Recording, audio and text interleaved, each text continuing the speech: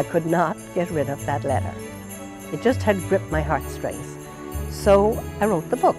Inspired by a question asked in a young girl's letter to Santa, a Chilliwack woman took it upon herself to tell her interpretation of Santa's sootless stopover. There are probably a lot of little girls and little boys wondering how would Santa possibly get into their house if they didn't have a chimney. And as we know, less and less homes have chimneys nowadays with gas fireplaces and central heating of different descriptions and condos and etc., so they don't need chimneys. But the story went that Santa came down the chimney.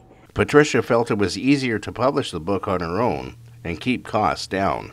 And I thought if I submitted to a publisher, it could take forever, and sometimes you don't get replies back for 18 months, etc. So I said, well, why don't I self-publish?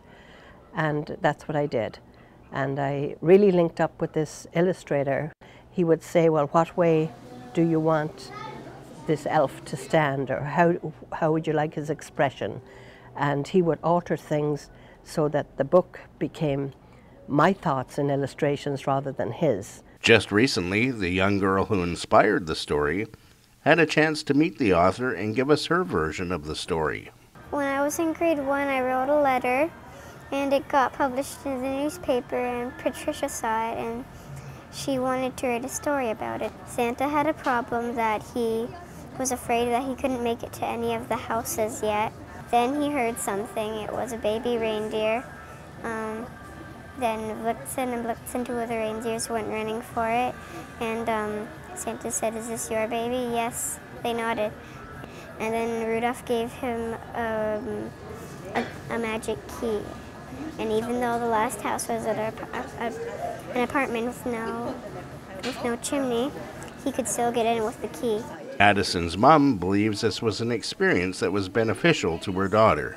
I think the whole process of having her letter printed in the paper and then getting to meet Patricia and seeing the story that's been based on her letter is absolutely an inspiration for her. Patricia may have enjoyed writing the book, but promoting it is another story altogether. I'm not too fond of marketing and selling it. That's not my strong point at all. In fact, I'm quite shy about that. I just enjoy writing, and so if I had a publisher that would take it out there, that would be super. Santa's Magic Key is available at stores in Chilliwack and online at Amazon and Kindle. I'm Roger Myers for Shaw TV.